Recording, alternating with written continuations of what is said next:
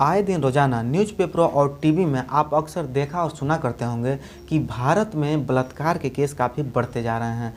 अपनी पत्नी के साथ दुष्कर्म करने पे आप पर भारतीय दंड संहिता की धारा 376 लागू हो सकता है, यानी आप पर बलात्कार का केस दर्ज हो सकता है। आज की इस वीडियो में हम लोग बात करने वाले हैं कि क्या अपने पत्नी के साथ दुष्कर्म करने पे आप पर बलात्कार के केस दर्ज हो सकते हैं या नहीं, और फिर बात करेंगे उसके बाद कि इस बलात्कार को किस धारा में परिभाषित किया गया है, यानी 376 में परिभाषित किया गया है। तो डिटेल से हम लोग बात करेंगे और फिर बात करेंगे कि यह किन परिस्थितियों में बलात्कार को लागू किया जाता है, यानी यह दुष्कर्म कब लागू किया जाता है।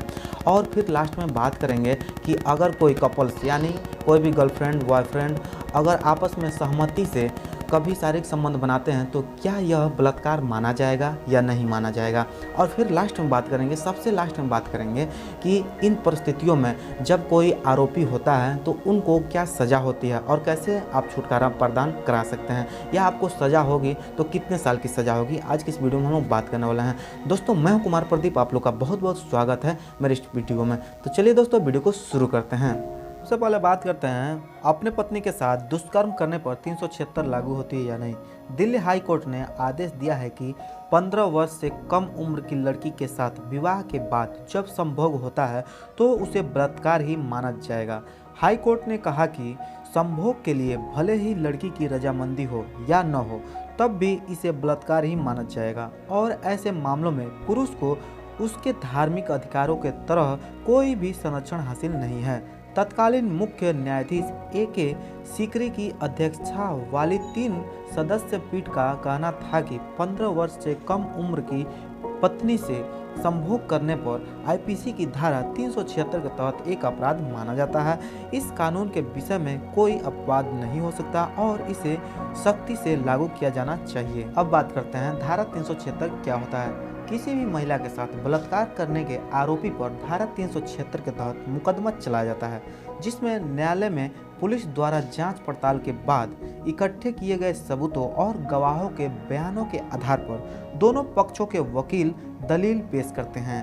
दलीलों के आधार पर जज अपने अनुभव और विवेक से निर्णय लेते हैं।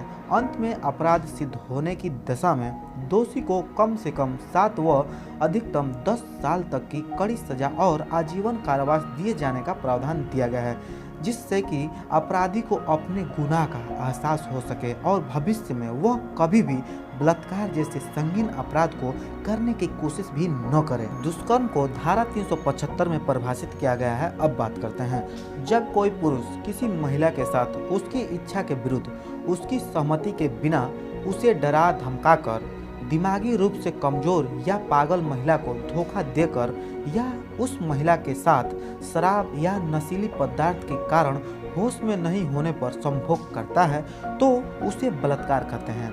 इसमें चाहे किसी भी कारण से संभोग प्रक्रिया किया गया हो या कोई भी तरह का हो, इसमें कानूनन वो बलात्कार की श्रेणी में ही रखा जाएगा।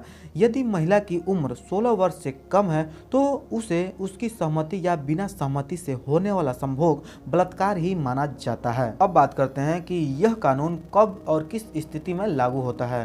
तो भारतीय दंड संहिता की धारा 376 की उपधारा 2 के अनुसार यह बताया गया है कि कोई पुलिस अधिकारी पुलिस थाने परिसर की सीमा के अंदर और बाहर या कोई सरकारी कर्मचारी अपने पद और अधिकारिता या शासकीय शक्ति और स्थिति का दुरुपयोग महिला अधिकारी या कर्मचारी के साथ संभोग करेगा तो वह भी बलात्कार ही माना जाएगा।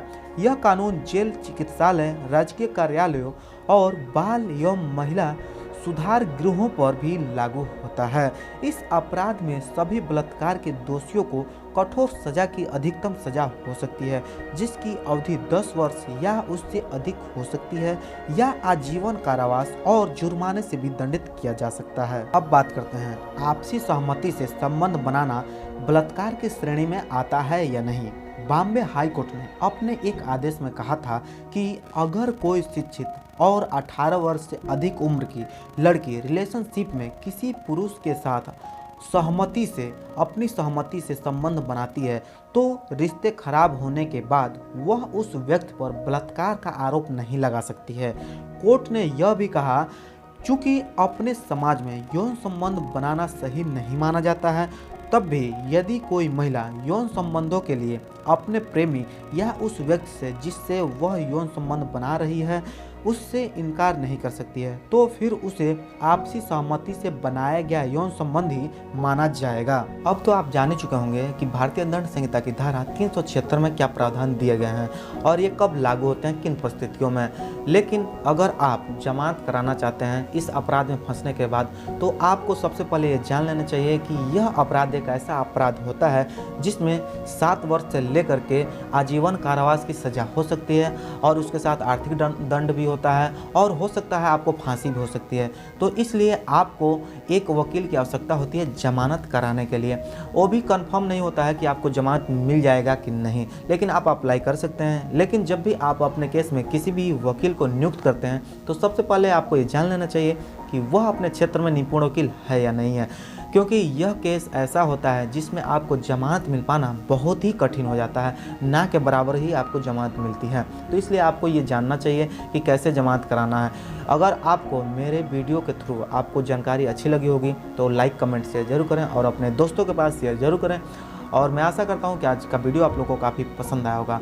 दोस्तों, अगर आपके मन में कोई भी डाउट हो, कोई भी सवाल हो, कोई भी कन्फ्यूजन हो तो मुझसे कमेंट करके जान सकते हैं, पूछ सकते हैं। आप लोग का बहुत बहुत धन्यवाद। जय हिंद, वंदे मातरम।